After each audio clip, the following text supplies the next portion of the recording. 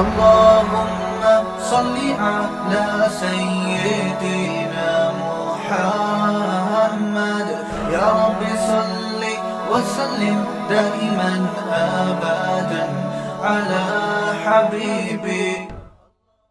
میں نے آیتیں پڑھی ہیں، اللہ تعالیٰ نے ان آیات میں برے لوگ جو آگ میں جلیں گے قیامت کے دن ان کی بری صفات بیان کی. وَلَا يَحُضُّ عَلَىٰ طَعَامِ الْمِسْكِينِ، یہ غریب کو مسکین کو کھانا کھلانے کی ترغیب نہیں دیا کرتے تھے.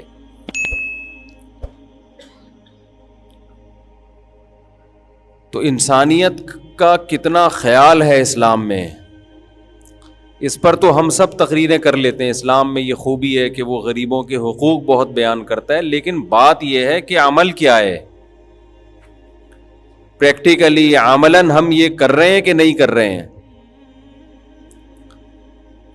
قرآن نے اہل جہنم کی بار بار یہ صفت بیان کی ہے کہ وہ اللہ کی مخلوق کا خیال نہیں رکھتے، اور جنتیوں کی جہاں بھی صفت بیان کی وہاں یہ کہ وہ مخلوق پر خرچ کرتے ہیں.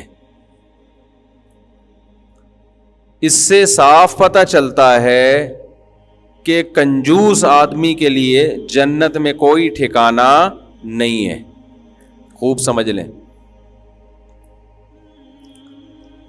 اب مسئلہ سارا یہ ہے کہ کنجوسی ختم کیسے ہو. اچھا، جو کنجوس ہوتا ہے نا وہ خود اپنے آپ کو کنجوس نہیں سمجھتا.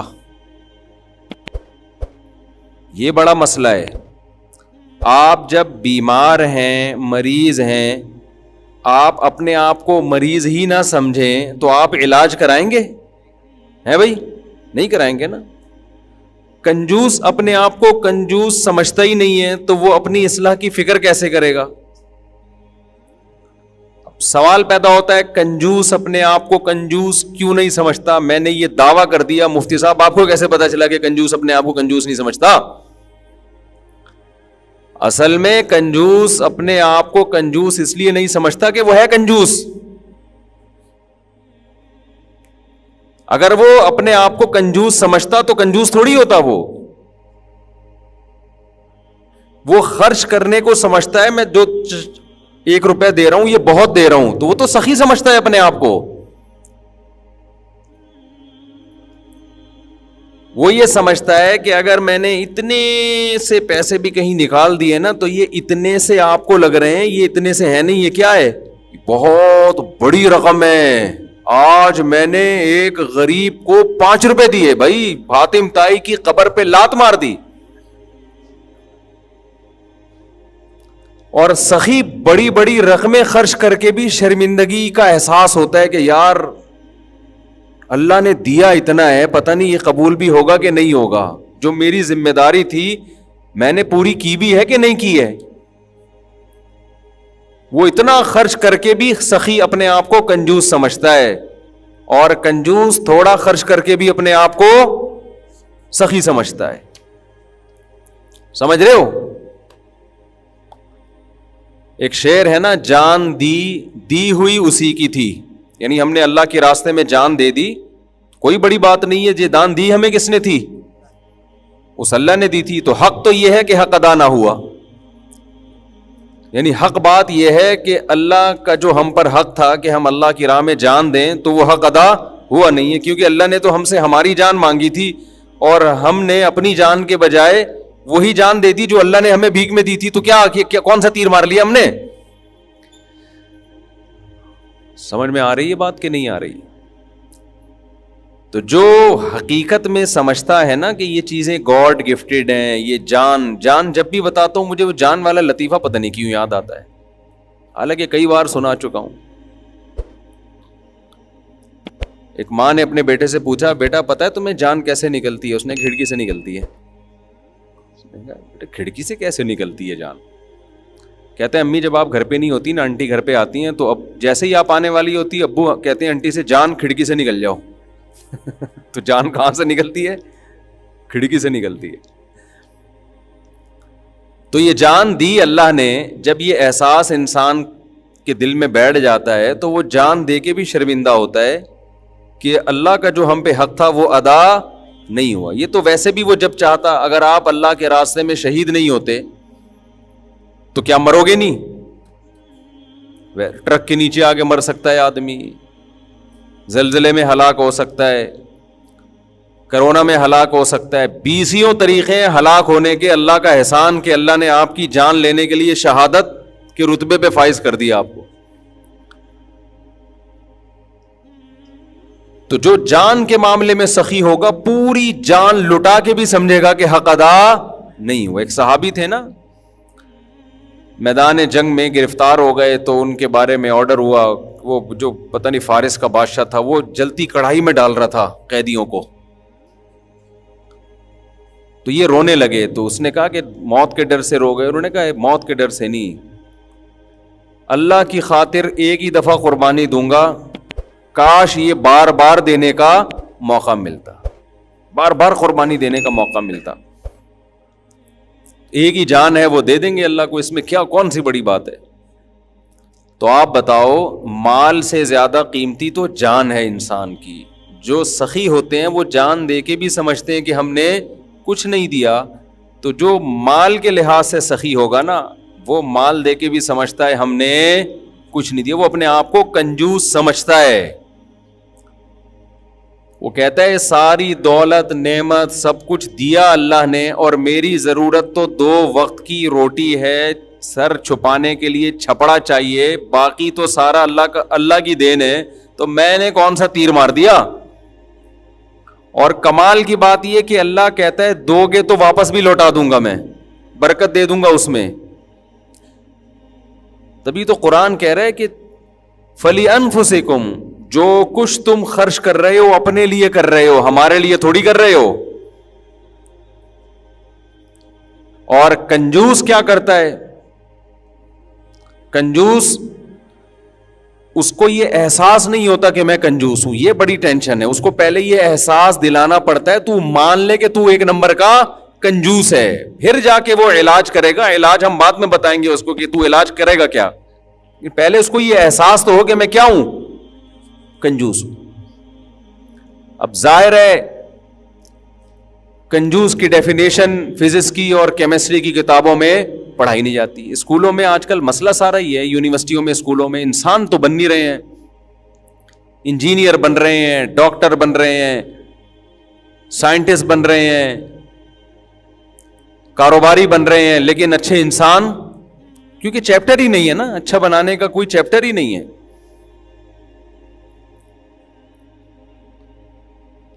تو کنجوس کی ڈیفینیشن یہ جاننا بہت زیادہ ضروری. بعض چیزیں ایسی ہوتی ہیں ان کو ڈیفائن کریں گے تو پیچیدہ ہو جائیں گی, ان کی طرف اشارہ کریں گے نا کہ یہ ہوتا ہے تو سمجھ میں آ جائے گا. اس کو بولتے ہیں کنجوس. اشارہ کر کے بتا دو یہ ہے, ایسا نہیں بنو بس. میں اکثر مثال دیتا ہوں نا کہ آپ سے کوئی پوچھے کہ گلاس کسے کہتے ہیں, کوئی نیا نیا آیا, آپ نے کہا گلاس وہ چیز جس میں پانی پیا جاتا ہے یا پانی رکھا جاتا ہے. وہ جگ سمجھے گا, کبھی لوٹا سمجھے گا, کبھی بالٹی سمجھے گا, بہت دیر لگے گی. بہتر ہے اس کو بتا دو اس کو بولتے ہیں, یہ اٹ از کالڈ گلاس. بعض دفعہ کسی چیز کی ڈیفینیشن بیان کرنے سے اور الجھن پیدا ہو جاتی ہے. کوئی پوچھے کوا کسے کہتے ہیں, اب آپ بتاؤ ایک ایسی چونچ اور کالا رنگ, تو ایسے تو بہت سارے پرندے ہیں بھائی, اس کو کوا بولتے ہیں. یہ جو نظر آ رہا ہے نا کہیں منڈیر پہ بیٹھا ہو, اٹ از کوا, دس از کوا. تو کنجوس کی ڈیفینیشن میں بیان کروں گا تو لمبی ہو جائے گی. اس کو سمجھنے کے لیے ایک لطیفہ آپ سن لیں, انشاءاللہ کنجوس آپ کی سمجھ میں آ جائے گا. وہ ایک آدمی جو تھا نا کنجوس تھا, اپنے بچوں کے لیے دیسی گھی لے کر آیا. اس کا خیال یہ تھا کہ میں نے آج حاتم طائی کی قبر پہ لات مار دی, آج بچوں کو کیا کھلا رہا ہوں, دیسی گھی. وہ تو اپنے آپ کو سمجھے گا نا بہت سخی ہوں بھائی, لوگ ڈالڈا کھلاتے ہیں, میں کیا کھلا رہا ہوں, دیسی گھی. بچوں سے کہا کہ دیکھو گھی کے ڈبے کے باہر چکناہٹ ہوتی ہے نا، تو پہلے روٹی اس ڈبے سے لگا لگا کے کھاؤ، جب یہ اچھی طرح ختم ہو جائے گا نا تو پھر ہم ڈبہ کھولیں گے۔ اب کیا ہوا ہے کہ جی بچے بھی بیچارے کنجوس کے بچے تھے، تھوڑی غیرت ہوتی، کہتے ابا ہم کھا ہی نہیں رہے، یہ آپ وراثت میں چھوڑ کے جانا، وراثت میں ڈیوائیڈ کر لیں گے ہم اس کو، یہ آپ کی ایک یادگار رہے گی۔ لیکن وہ بھی ایسے ہی تھے، انہوں نے بھی شروع کر دیا۔ اب جب یہ سفر پہ گیا ہے تو اس کو خیال ہوا کہ ایسا نہ ہو بچے ڈبہ کھول کے کھا جائیں، اس نے الماری میں رکھ دیا اور تالا لگا کے چلا گیا۔ کچھ دنوں کے بعد واپس آیا، بچوں سے پوچھا کہ بھائی تم نے گھی کھایا تو نہیں؟ کہتے ہیں ابو ہم الماری سے روٹی لگا لگا کے کھاتے تھے۔ ایک تھپڑ لگایا، کمبختوں کچھ دن گھی کے بغیر گزارا نہیں کر سکتے۔ اٹ از کالڈ، بولو اسے کیا کہتے ہیں؟ کنجوس کہتے ہیں۔ یہ تو خیر ایکسٹریم لیول پہ میں نے پہنچا دیا نا، آپ کہیں گے نہیں ہم تو سخی ہیں، ہم تو اس دن پورا چمچ سے گھی لگایا تھا ہم نے روٹی پہ بھائی، اور اپنے دوست کو بھی ہم نے پراٹھا کھلایا تھا، ہم تو حاتم تائی کی قبر پہ لات مار دی ہم نے تو۔ یہ تو بالکل انتہائی درجے کا جو کنجوس ہے نا اس کا میں نے بتایا، لیکن قرآن جن کنجوسوں کی بات کرتا ہے اب میں ان کی کچھ مثالیں آپ کے سامنے بولو دوں گا۔ یہ کنجوس ہول سیل کے حساب سے مارکیٹ میں مسلمانوں میں بھی موجود ہیں، بہت ہیں۔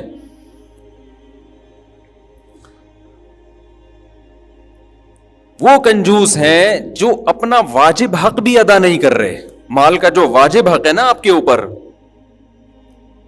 اخلاقی حقوق، اخلاقی ذمہ داریاں وہ بھی پوری نہیں کر رہے ہیں۔ سب سے پہلے کنجوسی کی ابتدا اپنی ذات سے شروع ہوتی ہے کہ اپنی ذات پہ کتنا خرچ کرتا ہے۔ عربی میں کنجوس کے لیے دو الگ الگ لفظ استعمال ہوتے ہیں، ایک لفظ ہے شحیح، شین ہا یا اور ہا، اس کو عربی میں کہتے ہیں شح، شح کہتے ہیں، اور ایسے شخص کو کیا کہا جاتا ہے؟ شحیح۔ شحیح وہ کنجوس ہے جو کمبخت اپنے اوپر خرچ کرتے ہوئے بھی اس کی جان جاتی ہے، پیسے جمع کر کر کے رکھتا ہے، اپنی ذات پہ بھی خرچ نہیں کرتا، ختم نہ ہو جائے کہیں، جمع کرو۔ یہ وہ کنجوس ہے جس کے بارے میں سورہ ہمزہ میں ہے وَيْلٌ لِّكُلِّ هُمَزَةٍ لُمَزَةٍ الَّذِي جَمَعَ مَالًا وَعَدَّدَ، ہے وہ شخص جو مال جمع کرتا ہے اور اسے گنتا رہتا ہے بیٹھ کے، دیکھا ہوگا نا، بس گنتا رہتا ہے، اتنے ہو گئے، اتنے ہو گئے، اتنے پیسے ہو گئے، ماشاءاللہ بہت خوشی ہوئی، اتنے پلاٹ ہو گئے، اتنی گاڑیاں ہو گئیں، اتنے بنگلے ہو گئے، اتنے پلاٹ ہو گئے، اتنے پیسے ہو گئے، الحمدللہ۔ کھانا کے بھی چائے میں پاپے، بیگم چائے بنا کے لے آؤ، پاپے ڈال کے کھائیں گے اس میں، ہے بھائی؟ خود بھی نہیں تسلی سے کھاتا، نہیں کوئی ضرورت نہیں، کہہ رہے کبھی اچھا بھی کھا لیا کرو یار، ٹھیک ہے نا، کبھی اچھا بھی کھا لیا کرو، منگوا لیتا ہوں۔ آج ہم نے بہت سے لوگوں کو دیکھا ہے کہ وہ اپنی ذات پہ بھی خرچ نہیں کر رہے ہوتے۔ دیکھو پیغمبر صلی اللہ علیہ وسلم کو جو اللہ نے دنیا میں بھیجا نا، قرآن بار بار کیا کہتا ہے وَيُعَلِّمُهُمُ الْكِتَابَ وَيُزَكِّيهِمْ، نبی قرآن ان کو سکھائیں گے بھی اور نبی ان کا تزکیہ بھی کریں گے، یعنی قرآن ان سے اخلاقی برائیاں جو نکالے گا نا، وہ ڈائریکٹ یہ کام نہیں کرے گا، بلکہ یہ کس کے ذریعے کرے گا؟ پیغمبر کے ذریعے، یعنی پیغمبر کے ساتھ رہیں گے تو ان کو پتہ چلے گا سخاوت کیا ہوتی ہے اور کنجوسی۔ پھر تابعین نے جو یہ اخلاقی برائیاں سے بچے ہیں، یہ صحابہ کے ساتھ رہنے کی وجہ سے، کچھ چیزیں کتابوں سے سمجھ میں نہیں آتی، ایسے لوگوں میں رہنا پڑتا ہے، رہنے کے بعد سمجھ میں آتی ہیں کہ اچھا اٹ از کالڈ کنجوسی اور اٹ از کالڈ سخاوت۔ اگر آپ کنجوسوں میں رہتے ہو، آپ کا خاندانی مسئلہ ہے تو آپ کنجوس ہوگے، 99% چانس ہے کہ آپ کیا ہوگے؟ کنجوس، اور آپ اس کو سخاوت سمجھ رہے ہوگے۔ قومیں مشہور ہے نا کنجوسی میں, یہ قوم بڑی سخی ہوتی ہے, یہ قوم بڑی کنجوس ہوتی ہے. کیوں مشہور ہیں؟ یہ حقیقت ہے. بعض قومیں سخی ہیں, بعض قومیں کیا ہیں, کنجوس ہیں. کیوں؟ پوری قوم کیسے کنجوس ہو گئی؟ بھائی قوم کنجوس تھی, اس نسل میں جو بچہ پیدا ہوا اس نے اپنے چاچے مامے تائے سب کو اسی طرح دیکھا تو وہ بھی ویسا ہی ہو گیا. حالانکہ سخاوت پر اس نے بیان سنے ہوں گے, سخاوت کی تعریفیں سنی ہوں گی, لیکن انسان اپنے باپ کو, اپنی ماں کو, اپنی خالہ چاچے مامے سارے کلچر کو دیکھتا ہے, جیسا نظر آتا ہے انسان بھی آہستہ آہستہ ویسا. وہ سمجھتا ہے یہی ٹھیک ہے. اخلاقی برائیاں اپنے اندر سے ختم کرنے کا سب سے بہترین طریقہ یہ کہ کلچر کی گرفت سے نکلو باہر. اہل اللہ کی جو صحبت کہا جاتا ہے نا, اللہ والوں کے ساتھ رہا کرو, اللہ والوں کے ساتھ بیٹھا کرو. پہلے تو لوگ 40-40 دن گزارتے تھے کسی بزرگ کی صحبت میں کہ حضرت 40 دن ہم آپ کے ساتھ رہیں گے, وہاں سے سیکھتے تھے. اب یہ سیٹ اپ ہی ختم ہو گیا ہے. پہلے جو ہے نا, اب تو الٹا بہت سے مشائخ الحمدللہ آج بھی اللہ والے ہیں, لیکن اس فیلڈ میں بھی 2 نمبری اتنی ہو گئی ہے کہ جس کے پاس جائیں گے وہ خود سب سے بڑا لالچی ہوگا, وہ مریدوں کی جیبوں پہ نظر ڈال کے بیٹھا ہوا ہوگا. تو صحابہ نے سب سے پہلے پیغمبر صلی اللہ علیہ وسلم کو دیکھا, سخاوت کا دریا ہیں آپ. دیکھو لوگ ہمیں کہتے ہیں یار ہماری بیوی کنجوس ہے, کھلاتی نہیں ہے, خرچ نہیں کرتی, پیسے دبا دبا کے رکھے ہوئے ہیں اس نے. ہمارے نبی کی 9 بیویاں تھیں, 9, ایک میں بھی بخل بولو نہیں تھا, ایک میں بھی نہیں تھا. آج کل آپ راشن کے جو خرچہ اگر گھر والوں کو دو نا, 2 طریقے سے گھر چلایا جاتا ہے. ایک تو یہ کہ آپ سارا خرچہ اپنے ہاتھ میں رکھو, بیگم آپ کو بنا کے اتنے آلو, اتنے ٹماٹر, اتنے پودینہ, اتنی چٹنی, یہ سب چیزیں نا آپ لا کے دیتے رہو, جیسے کہ نارمل گھروں میں یہی چل رہا ہوتا ہے. اور پھر آپ وہ سودا, وہ جو بل بنائے وہ دے دیا کرو. ایک طریقہ تو یہ ہے نا. ایک طریقہ بعض لوگوں میں یہ ہے کہ بھئی بیگم کو ایک اسپیسیفک ایک اماؤنٹ پکڑا دیتے ہیں, بیگم صاحبہ یہ گھر کا خرچہ ہے, گیس بجلی کا بل میں دوں گا, گھر کا خرچے کے یہ اسپیشل پیسے ہیں, اسی میں کرنا ہے جتنا کرنا ہے. عام طور پر اس دوسرے طریقے میں فائدہ یہ ہوتا ہے کہ خواتین بچا لیتی ہیں پیسے. سمجھ میں آ رہی ہے بات؟ وہ کیا کر لیتی ہیں؟ بچا لیتی ہیں. آپ نے 30,000 40,000 50,000 1 لاکھ جو بھی جس کا اسٹینڈرڈ ہے اس کے حساب سے آپ نے بیگم کو پیسے پکڑا دیے, جی یہ کیش پہلی تاریخ کو آپ لے لو, گیس بجلی کا بل میں دوں گا, بچوں کی فیسیں میں دوں گا, الو کا پٹھا چونکہ میں ہوں, سارے کام کون کرے گا؟ میں کروں گا. گھر میں تو چلتی, الو کا پٹھا اس لیے نہیں کہہ رہا کہ سارے خرچے چلتی, سارے خرچے کم وقت اٹھاتا ہے, چلتی پھر بھی نہیں ہے.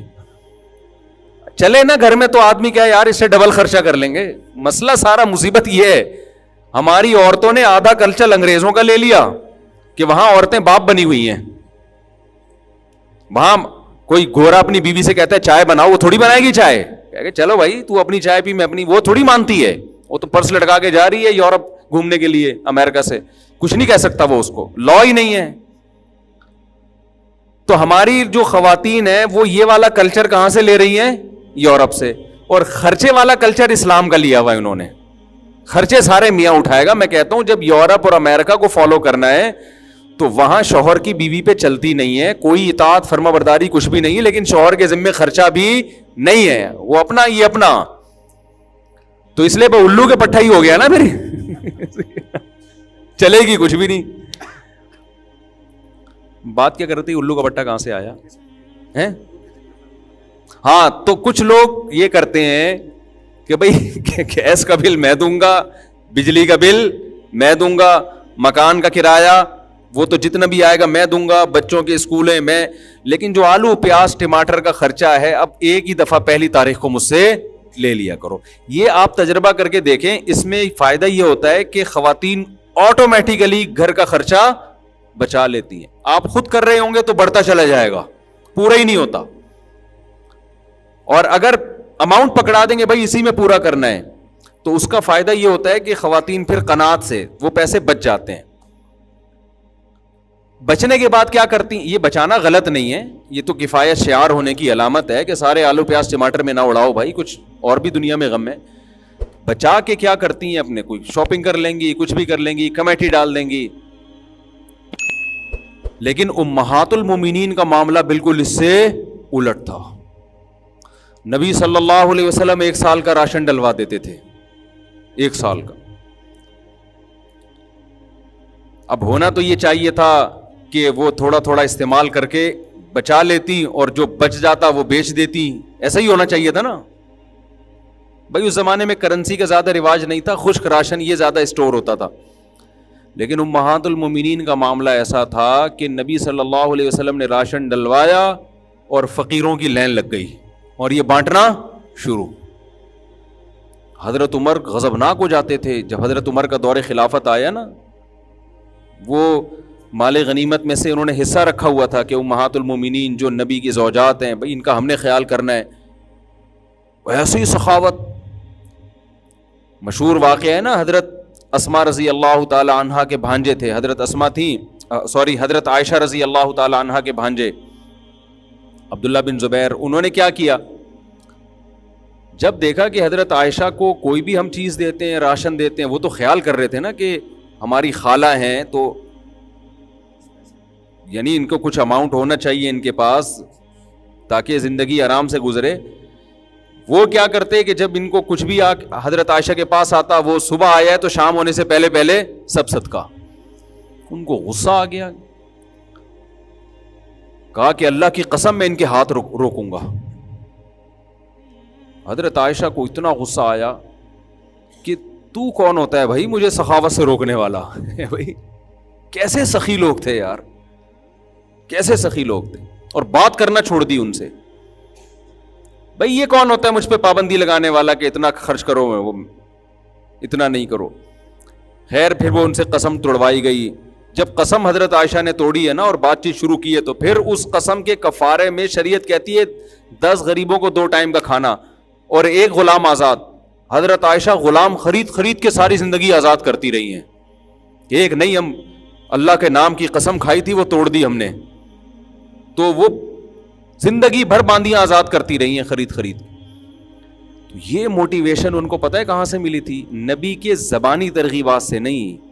انہوں نے نبی صلی اللہ علیہ وسلم کو اس سے بھی زیادہ سخاوت میں دیکھا تھا, اس سے بھی زیادہ پیغمبر کو دیکھا تھا انہوں نے.